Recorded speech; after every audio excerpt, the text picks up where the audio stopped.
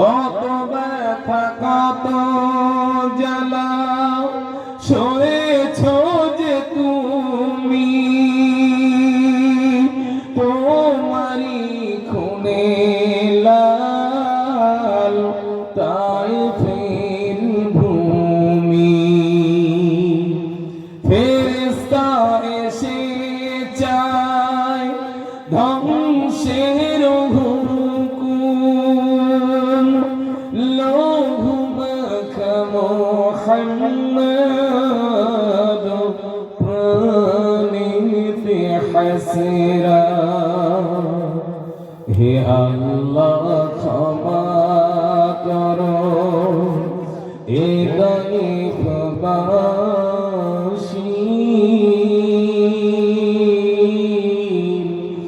এরা চেনেনি তো আমি যে মুহাম্মদ, হৃদয়ে মুহাম্মদ। আল্লাহুম্মা সাল্লি আলা সাইয়্যিদিনা মাওলানা মুহাম্মদ ওয়া আলা আলি সাইয়্যিদিনা মাওলানা মুহাম্মদ। আসলে আপনারা এই প্রোগ্রামটা চলছে কটা থেকে? জোহর বাদ না আসর? জোহর থেকে। আচ্ছা, জোহরের পর থেকে প্রোগ্রাম চলছে, এই জন্য দরুদ শরীফ পড়ে আওয়াজ দিয়ে সব জব্দ হয়ে গেছে, ঠিক তো নাকি?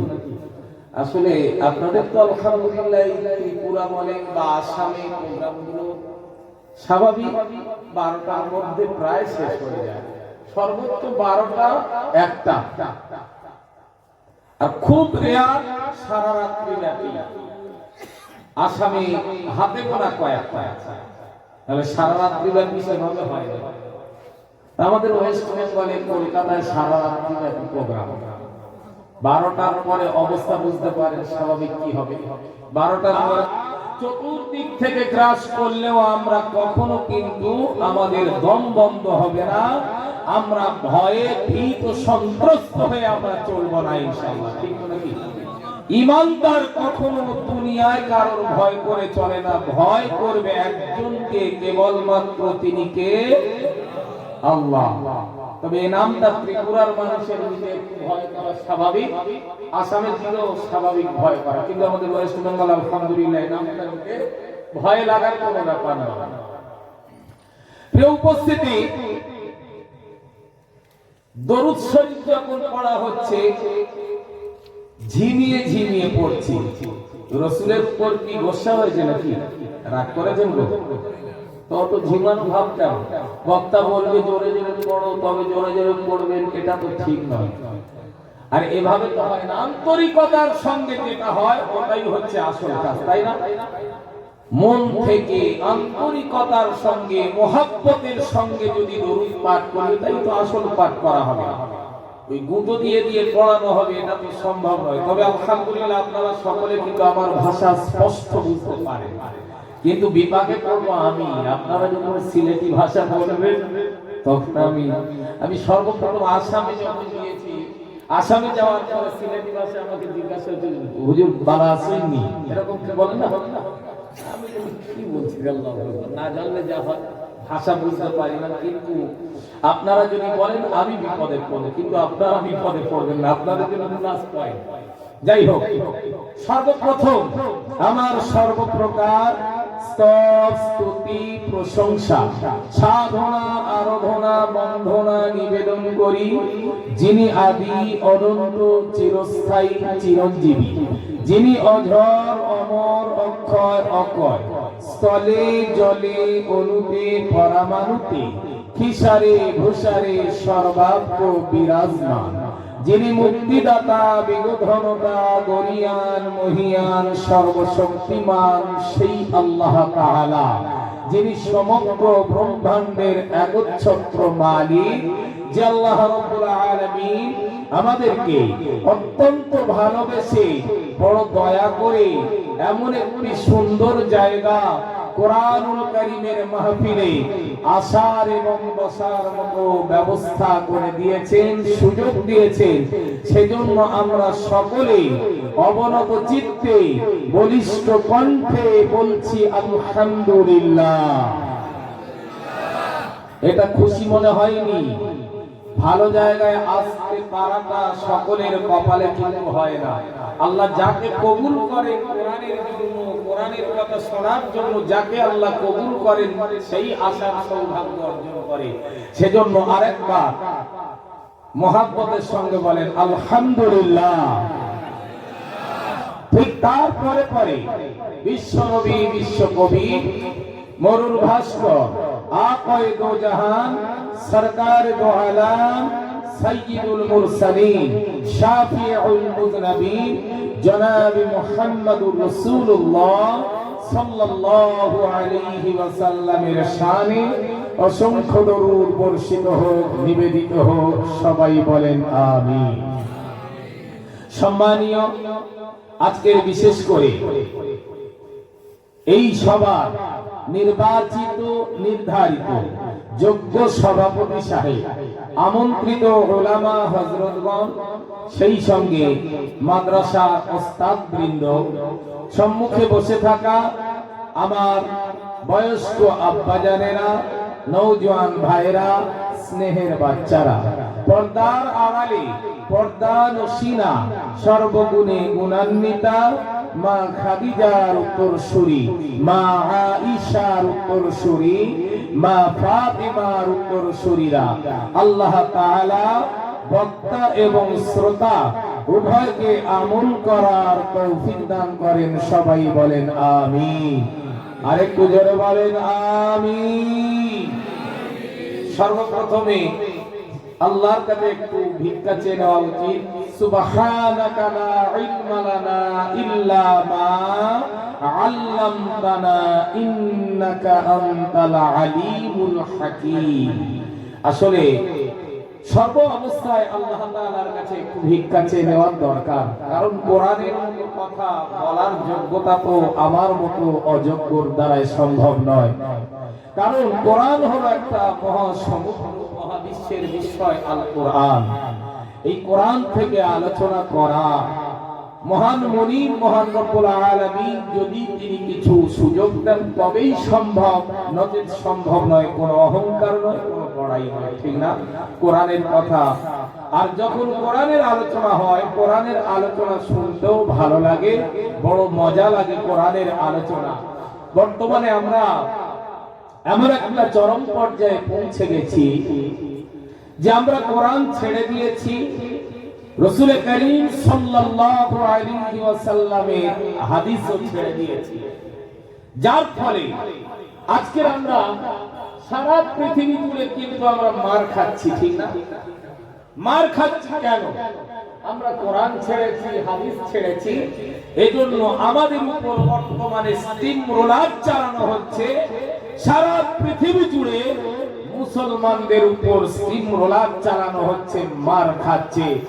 আর রাসূল করিম সাল্লাল্লাহু আলাইহি সাল্লাম পরিষ্কার বলে গিয়েছেন, আমার উম্মত যখন কোরআন ছেড়ে দূরে থাকবে, শরীয়ত থেকে দূরে থাকবে, দ্বীন থেকে দূরে সরে যাবে, আল্লাহ তাআলা তাদের উপর জালেম বাদশা কিন্তু চাপিয়ে দেবে। আর সেটা কি বাকি আছে বলে মনে হয়? মনে হয় বাকি আছে, শুরু হয়ে যায়নি। জালেম বাদশা চাপিয়ে দিয়েছে। তবে আমরা দোয়া করি আল্লাহ এই জালেম বাদশাগুলো কবে বিদায় করবে আল্লাহই ভালো জানে। আমাদের এই কিছুদিন আগে আমাদের ওয়েস্ট বেঙ্গলে একটা শয়তান কোরআনের বিরুদ্ধে কিছু কথা বলেছিল, শুনেছিলেন আপনারা?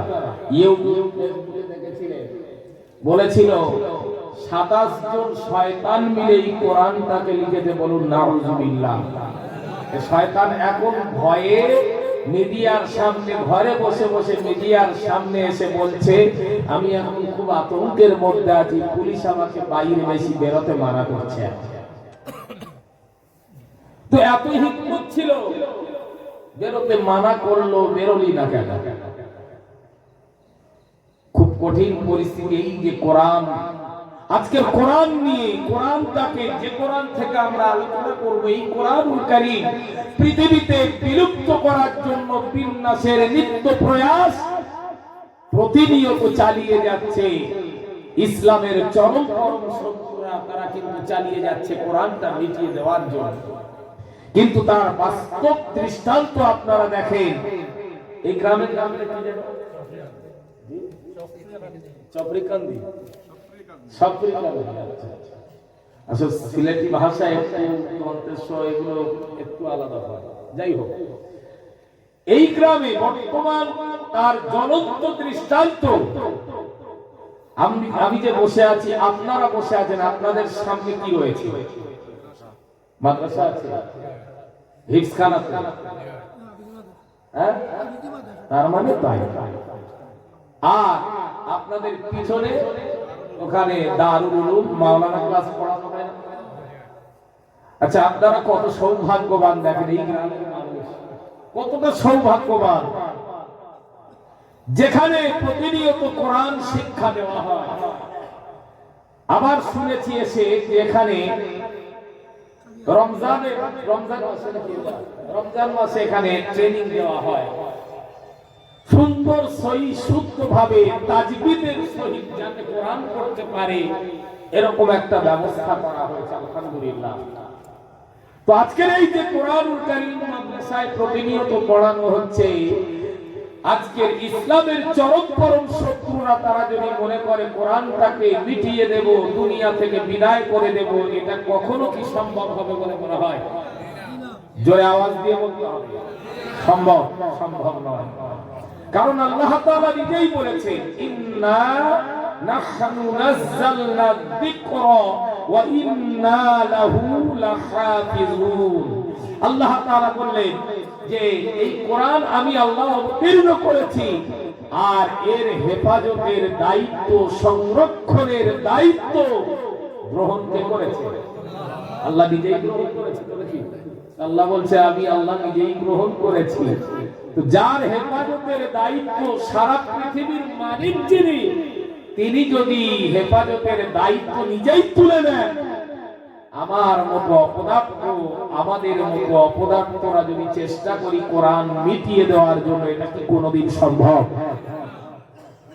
আজকে শয়তান অনেক গজিয়ে উঠেছে, কিন্তু জেনে রাখবেন ইসলামের জন্য একটা জায়গায় আমাদের দাঁড়াতেই হবে, না হলে কোনো উপায় নেই। তার আগে একটি কথা আপনাদের বলে দিই, আমাদের আজকে ইসলামের মধ্যে আকীদা, ভিন্ন প্রকৃতির আকীদা কিন্তু আছে, নেই? থাকবে। এই আকীদার জায়গায় থাক, কোনোদিন এক হবে না। কিন্তু ইসলামের জন্য একটা জায়গায় দাঁড়ানোর প্রয়োজন আছে না নেই? বলে আছে তো নাকি? সে জায়গাটা আমাদের একটু বিবেচনা করার দরকার। তো প্রিয় বাবাজি ভাইরা আমার, কথা অনেক আছে, বলবো ইনশাআল্লাহ যদি আল্লাহ বলার তৌফিক দেন। কোরআনুল কারীম থেকে সূরা দুহা তিলাওয়াত করেছি। এই সূরা দুহা তেলাওয়াত করেছি, সূরা দুহার পরিপ্রেক্ষিতে সংক্ষিপ্ত কিছু কথা রাখবো ইনশাআল্লাহ। সূরা দুহা অবতীর্ণ কখন হলো, এর প্রেক্ষাপটটা আমাদের প্রথমে জানার প্রয়োজন আছে, তাই না? শানে নুজুল আমাদের জানার দরকার আছে। সূরা দুহা অবতীর্ণ কখন হলো?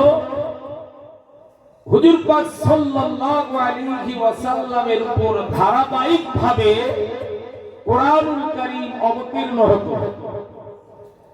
দীর্ঘদিন যাবত এই ওহী আসা বন্ধ হয়ে গিয়েছে। ওহী নিয়ে আসতেন কে? আলেম ওলামারা বাদ দিয়ে বলে, কারণ আলেম ওলামারা যারা আছেন, যে জিবরাইল আলাইহিস সালাম, কারণ এখানে আলহামদুলিল্লাহ যোগ্য আলেম আছে। আমি আজকের অত্যন্ত খুশি, খুব আনন্দ পেয়েছি শুনে, যোগ্য আলেমরা রয়েছে আলহামদুলিল্লাহ। তবে কজন নিচে বসে আছে, এটা আমার প্রথমে বলেছি, আমারও বলছি খারাপ লাগছে। তো যাই হোক, জিবরাইল আলাইহিস সালাম তিনি ওহী নিয়ে আসতেন হুজুর পাক সাল্লাল্লাহু আলাইহি ওয়াসাল্লামের কাছে।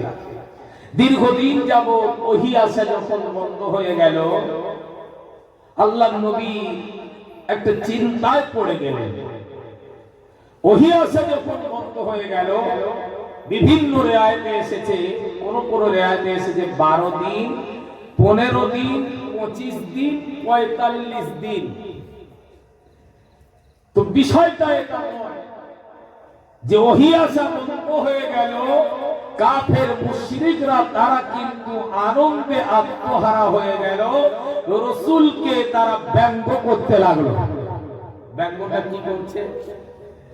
যে মনে হয় মুহাম্মদ এর মালিক, এর আল্লাহকে ত্যাগ করে দিয়েছে।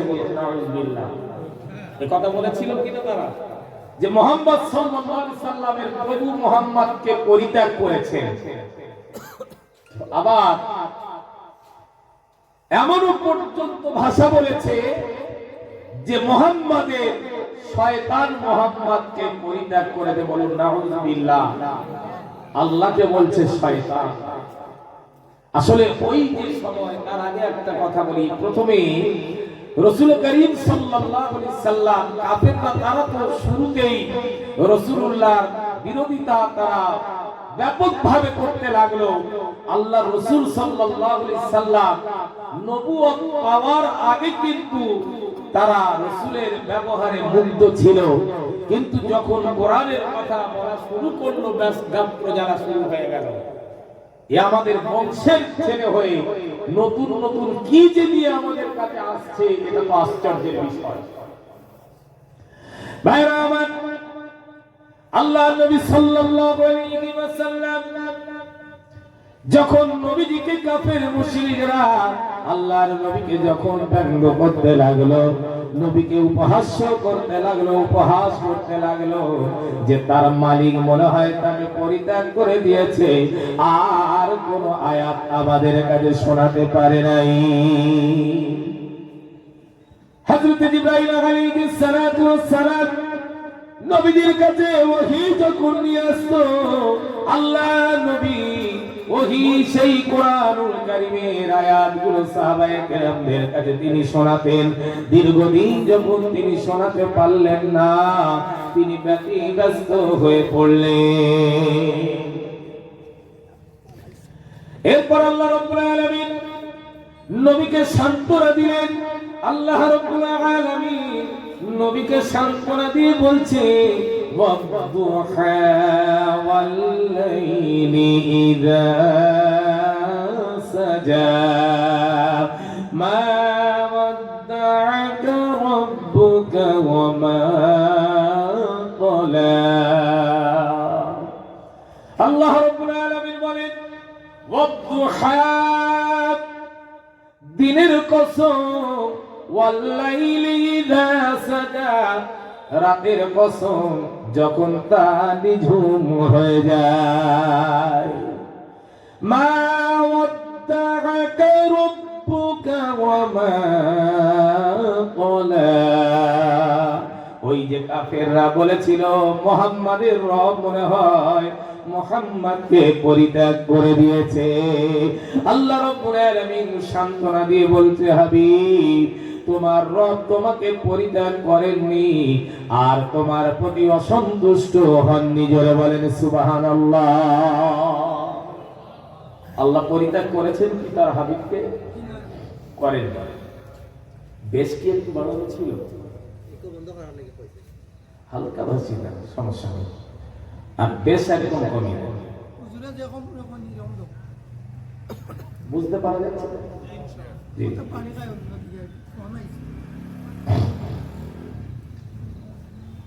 আপনার বেশ পুরো কেটে দিয়েছে, একদম বেশ দেওয়া যাবে। এমনি তো গলা মোটা, গলা বেশ প্রয়োজন হয় না। তাছাড়া এরপর আবার প্রত্যেক দিনের উপর প্রোগ্রাম চলছে, মানে তো ভারী হয়ে থাকাটা তো স্বাভাবিক। ঘুমেরও সমস্যা, আর রাত জাগা। প্রিয় বাবাজি ভাইরা আমার, তাহলে নবীকে সান্ত্বনা দিলেন কে? জোরে বলে, আল্লাহ সান্ত্বনা দিলেন। আল্লাহ তাআলা প্যারা হাবিব যখন মন খারাপ করে থাকতেন, বিভিন্ন সময় আল্লাহ তাআলা নবীকে সান্ত্বনা দেন, সান্ত্বনা দিয়েছিলেন।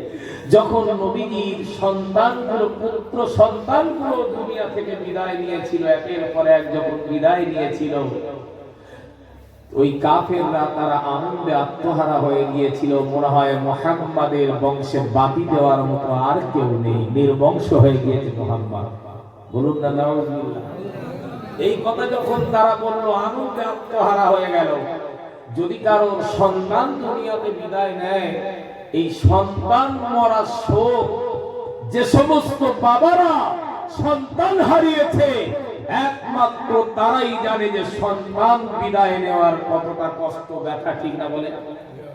কারণ অনেক সময় দেখবে অনেক সন্তান দুনিয়াতে বিদায় নিয়েছে, বাবা সন্তানটাকে খাটিয়ায় রেখে জানাজার কাতারে বাবা দাঁড়িয়ে গিয়ে চোখের পানি ফেলে আর বলে, আল্লাহ রে, তুমি আমাকে নিতে পারলে না, আমার সামনে থেকে আমার সন্তানটারে তুমি নিয়ে নিলে।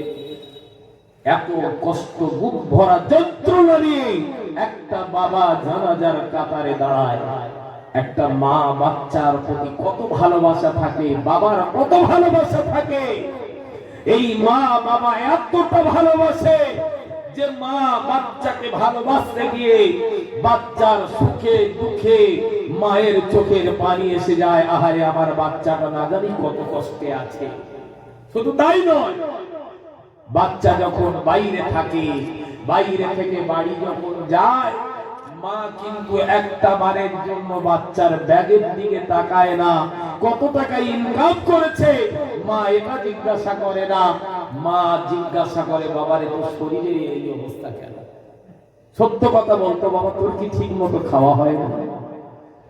অনেক বাচ্চারা যেমন আজকের মাদ্রাসায় পড়ছে, এই মাদ্রাসায় পড়তে গিয়ে বাচ্চা মাদ্রাসায় পড়ছে, মায়ের সন্তান ছোট্ট ছোট্ট বাচ্চা দেখা যায় যারা এখনো পর্যন্ত অনেকে বিছানায় প্রসাব পর্যন্ত করে দেয়। শুধু তাই নয়, মায়ের কোলের কাছে থাকার কথা ছোট্ট ছোট্ট বাচ্চা, অনেক মা এমন আছে সেই বাচ্চাগুলো নবীর ঘরের জন্য দিয়ে দিল, নিজে ত্যাগ স্বীকার করে বাচ্চাকে কোরআনে হাফেজ তৈরি হওয়ার জন্য, আলেম হওয়ার জন্য বাচ্চাটাকে পাঠিয়ে দিচ্ছে। সবাই খায়, খেতে বসে যায়, খাওয়া হয়ে গেল, মা এক মুঠো ভাত নিয়ে যখন বিকাল হয়ে গিয়েছে খেতে বসেছে, ভালো মন্দ হয়েছে খেতে বসেছে, খেতে গিয়ে মাথা নিচু করে টপ টপ করে চোখের পানি ভাবিয়ে থানায় পড়ছে। এই অবস্থা থেকে বাবা জিজ্ঞাসা করছে, কাঁদছো কেন? কি হয়েছে? চোখের পানি কেন? মা কাঁদতে কাঁদতে বলছে যে কি করে ভাত যায়, আজকের ভালো মন্দ হয়েছে, আমি তো মা, আমার বাচ্চাটা আজকের মাদ্রাসায় পড়ে আছে, কি খাচ্ছে না খাচ্ছে, আমার বাচ্চাটার খাওয়া হচ্ছে কিনা আমি তা তো জানি না। মা, আমি কেমন করে আমার ভালো মন্দ আমার মুখে যায় কি করে? খাওয়া আমার যায়নি, খেতে বসছি কিন্তু আমার কষ্ট হচ্ছে বাচ্চাটার জন্য। এমন হয় না? হয় না? প্রিয় বাবাজি ভাইরা আমার, মা এমন একটা জিনিস, মা বাচ্চার প্রতি একটা মায়া মহব্বত মায়ের থাকে, বাবারও থাকে। বাবা জিজ্ঞাসা করে, যখন আপনার বাইরে প্রোগ্রামে আসি, বাবা মাঝে মধ্যে আলহামদুলিল্লাহ বাবা হায়াতে আছে, ফোন করে জিজ্ঞাসা করে, বাবা সমস্যা হয়নি? বাড়িতে গত বছর আসামের প্রোগ্রাম সেরে বাড়ি যাব, ফ্লাইট লেট ছিল, কুয়াশার কারণে বাড়ি যেতে অনেকটা লেট হয়ে গিয়েছে। মায়ের সঙ্গে দেখা করতে গেলাম, প্রথম মা বলছে, বাবারে সারাদিন খালি রাস্তার দিকে তাকাচ্ছি, একবার এদিক তাকাই ওদিক তাকাই যে কখন বাড়িতে আসবে। এই কথাটা আজকের মা আছে বলে কেউ শুনতে পাচ্ছি, মা যদি না থাকে কথাটা তো শুনতে পাবো। ভাইরা আমার, সেই বাচ্চা মরসব নবীজি সাল্লাল্লাহু আলাইহি ওয়াসাল্লাম যখন সব পুত্র সন্তান দুনিয়াতে বিদায় নিয়েছিল, পুত্র সন্তান দুনিয়াতে বিদায় নেওয়ার পরে নবীজি শোকাহত অবস্থায় আছে, নবীজি মন মরা অবস্থায় আছে। বাচ্চা দুনিয়াতে চলে যাওয়া এর যে একটা কষ্ট, আর প্রতিবেশী যারা কাফেররা মুশরিকরা তারা আনন্দে আত্মহারা হয়ে গেল। আমাদের সমাজে কোনো বাচ্চা যখন মারা যায়, পাশের বাড়ি তারা লোকজন এসে কি করে, এই বাচ্চার মাকে বাবাকে সান্ত্বনা দেয় কিনা বলেন? কিন্তু সান্ত্বনা দেওয়া দূরের কথা, আনন্দে আত্মহারা হয়ে গেল। তারা বলাবলি করতে লাগলো, মুহাম্মাদের আজকের পুত্র সন্তান সব দুনিয়া থেকে বিদায় নিয়েছে, মুহাম্মাদের বংশে বাতি দেওয়ার মতো আর কেউ থাকবে না, মুহাম্মাদ নির্বংশ হয়ে গিয়েছে। এই কথা যখন বলছে তারা, আল্লাহ রাব্বুল আলামিন নবীকে সান্ত্বনা দিল, সূরা কাউসার অবতীর্ণ করে আল্লাহ রাব্বুল আলামিন জানিয়ে দিলেন, ইন্না আ'তাইনাকাল কাউসার। আল্লাহ রাব্বুল আলামিন বলেন, হাবিব নিশ্চয়ই আমি তোমাকে হাউজে কাউসার দান করেছি। বলেন সুবহানাল্লাহ। ফাসাল্লি লিরাব্বিকা ওয়ানহার। এরপর আল্লাহ রাব্বুল আলামিন বলেন, আমার শরণার্থী নামাজ কায়েম করো আর কুরবানি দাও। আল্লাহ রাব্বুল আলামিন বলেন, ইন্না শানিআকা হুয়াল আবতার। তারা যখন নির্বংশ বলল, আল্লাহ রাব্বুল আলামিন সান্ত্বনা দিয়ে বলছে, হাবিব যারা তোমাকে নির্বংশ বলছে, হাবিব তুমি নির্বংশ নয়, তোমাকে যারা নির্বংশ বলছে আসলে তারা নিজেরাই নির্বংশ। জোরে বলেন সুবহানাল্লাহ। নারায়ে তাকবীর। তো আওয়াজ শুনে মনে হচ্ছে মশাও পালাবে না। জি একটু জোরে তাকবীর দেন। নারায়ে তাকবীর, নারায়ে তাকবীর।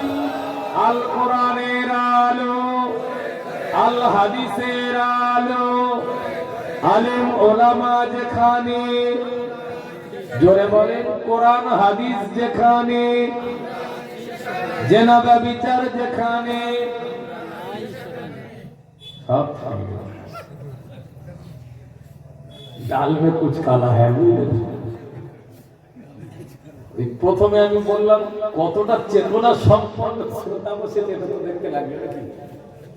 মস্তিষ্কের বিকৃতি ঘটলে মুশকিল আছে বাবা, একটু চেতনা ঠিক রাখতে হবে। মশানে চালিয়ে দিলে হবে না। আবেগ ভালো, আবার অতি আবেগ ক্ষতিও করে। আবেগ ভালো, তবে অতি আবেগ আবার ক্ষতিও করে ফেলে। আপনারা চালিয়ে দিলেন, আসলে এটা বলতে চাননি আপনারা, আমি বলছি না ইচ্ছা করে বলছেন, বলতে চাননি, কিন্তু একটা মশানে হয়ে গিয়েছে, এই জন্য তাল ঠিক রাখবে না। তাহলে যে কথা বলছিলাম, নবীজি সাল্লাল্লাহু আলাইহি ওয়াসাল্লামকে প্রতিটি মুহূর্তে সান্ত্বনা দিয়েছিল কে বলেন? আল্লাহ রাব্বুল আলামিন সান্ত্বনা দিয়েছিল। আর তারা যখন চিন্তা করলো মুহাম্মাদের বংশে বাতি দেওয়ার মতো আর কেউ নেই, কিন্তু মুহাম্মদ সাল্লাল্লাহু আলাইহি ওয়াসাল্লামের সান্ত্বনা দিয়েছেন আল্লাহ। আজ সারা পৃথিবীতে আল্লাহ রাব্বুল আলামিন নবীজির নামটা সারা পৃথিবীতে ছড়িয়ে দিয়েছে। বলেন সুবহানাল্লাহ। ভাইরা আমার, একদিনের ঘটনা, নবীজি সাল্লাল্লাহু আলাইহি সাল্লাম তিনি সাজদায় পড়ে কাঁদছে, সাজদা থেকে মাথা উঠানোর পরে সাহাবায়ে কেরামরা জিজ্ঞাসা করলেন, ইয়া রাসূলুল্লাহ, ইয়া হাবিবাল্লাহ, আপনি সাজদায় পড়ে কিসের জন্য আপনি ক্রন্দন করছেন বলুন? নবীজি বললেন, ও আমার সাহাবায়ে কেরামরা, আমি সাজদায় পড়ে এই জন্য ক্রন্দন করছি, সাজদায় পড়ে আল্লাহ রাব্বুল আলামিনের কাছে 5টি প্রশ্ন আমি করেছিলাম। 1 নম্বর প্রশ্ন হলো, আল্লাহ তুমি মুসা নবীকে কালিমুল্লাহ বানিয়েছো, আর ইব্রাহিম নবীকে খলিলুল্লাহ বানিয়েছো। রব্বুল আলামিন আল্লাহ তুমি সুলাইমান নবীকে বাতাসে চড়ার অনুমতি দিয়েছো, দাউদ নবীকে লোহার শিক্ষা দিয়েছো, ঈসা নবীকে মৃত থেকে জীবিত করার তৌফিক দান করেছো। রব্বুল আলামিন আমি যে তোমার শ্রেষ্ঠ নবী, আমার কি মর্যাদা দিয়েছো। বাপের যদি 5টা সন্তান থাকে, 40 বিঘে জায়গাতে 4টে সন্তান, বড় সন্তানটা যদি 12 বিঘে দেয়, আর মেজ সন্তানটা যদি 8 বিঘে দেয়, সেজ সন্তানটার কম দেয়, আর ছোট সন্তানটা আরো যদি কম দেয়, তো ছোট ছেলেটা বাবার কাছে আবদার করতে পারে না, স্বাভাবিক তো? বাপের কাছে বলতে পারে তো যে আব্বা কি ব্যাপার, তুমি সকলের বেশি বেশি করে দিলে আর আমার বেলায় এত কম আব্বা, এটা তো বলা স্বাভাবিক। তো নবী শ্রেষ্ঠ নবী, তিনি বলছে আল্লাহ তুমি যে এই নবীদের মর্যাদা দিয়েছো, আমি যে তোমার শ্রেষ্ঠ নবী, আমার কি মর্যাদা দিয়েছো আল্লাহ? ভাইরা আমার, এই প্রশ্ন নবীজি যখন করলো, আল্লাহ রাব্বুল আলামিন নবীজির জন্য জানিয়ে দিলেন ওয়ারাফা'না লাকা যিকরা, ও নবী আমি তোমার নামটা সারা পৃথিবীতে বুলন্দ করে দিয়েছি। জোরে বলেন সুবহানাল্লাহ। আজ প্রতিটি মুহূর্তে দেখেন নবীজির নাম 24 ঘন্টা উচ্চারিত হচ্ছে, আজানে নবীজির নাম উচ্চারিত হচ্ছে, নামাজেও নবীজির নাম উচ্চারণ হচ্ছে। সর্ব অবস্থায় সারা পৃথিবীতে 24টা ঘন্টা নবীজির নাম উচ্চারিত হচ্ছে। জোরে বলেন সুবহানাল্লাহ। এজন্য নবীজি মাঝে মাঝে যখন মন খারাপ হয়ে যেত, নবীজি যখন চিন্তায় পড়ে যেত, আল্লাহ বহুবার নবীকে সান্ত্বনা দিত। নবীকে ওই ধনীদের ব্যাপারে, শক্তিশালীদের ব্যাপারে আল্লাহ নবীকে আবার জানিয়ে দিলেন ওয়াদারুনি ওয়াল মুকাদ্দিবিনা উলিন না'মাতি ওয়া মাহহিলহুম কলিলা।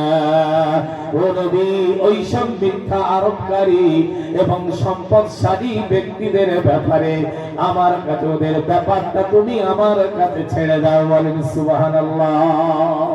আল্লাহ সান্ত্বনা দিলেন। তাই এখানে নবীকে তারা ব্যঙ্গ করতে লাগলো, বলল যে মুহাম্মদ সাল্লাল্লাহু আলাইহি সাল্লামকে তার রব পরিত্যাগ করে দিয়েছে, তাকে দূরে সরিয়ে দিয়েছে। আল্লাহ বলছে হাবিব তোমার রব তোমাকে পরিত্যাগ করেননি, আর তোমার উপর অসন্তুষ্ট হয়নি।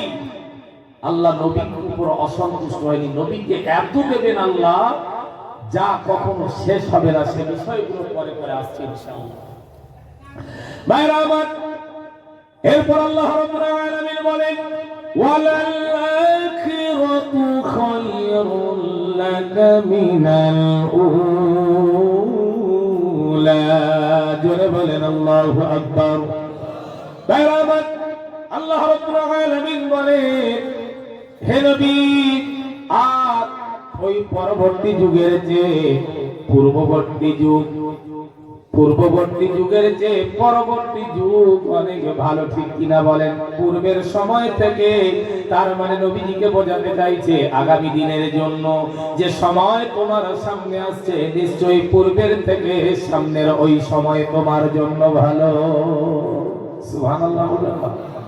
নবী আসলে যখন দিন প্রচারের কাজ শুরু করলো, শুরুতে নবীজির উপর অত্যাচার হয়নি, মানসিক এবং দৈহিক মানসিক অত্যাচার। কখনো কখনো নবীকে বলল পাগল, কখনো নবীকে বলল জাদুকর, কখনো নবীকে বলল গণ, বিভিন্ন ভাবে নবীকে মানসিক যন্ত্রণা দিতে লাগলো।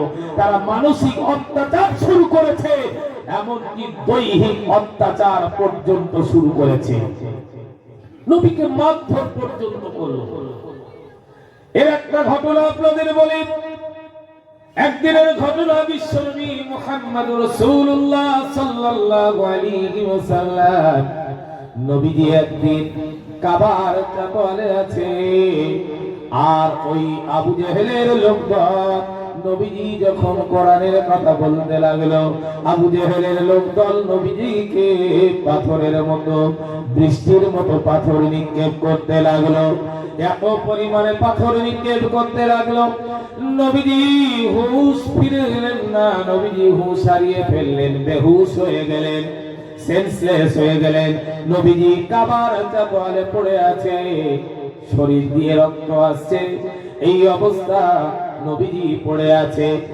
এই সংবাদ যখন হযরতে খাদিজাতুল কুবরা রাদিয়াল্লাহু তাআলা আনহার কাছে এই সংবাদ চলে গেল যে মুহাম্মদ মক্কায় ছড়িয়ে গেল, কুতিলা মুহাম্মদ সাল্লাল্লাহু আলাইহি সাল্লামকে হত্যা করা হয়েছে, এই সংবাদ যখন চলে গেল, হযরতে খাদিজার কাছে চলে গেল। খাদিজা ঘর থেকে পাগলিনীর মতো বেরিয়ে এলো। বেরিয়ে আসার পরে কাবার চাপলে এসে দেখছে নবীজি বেহুশ।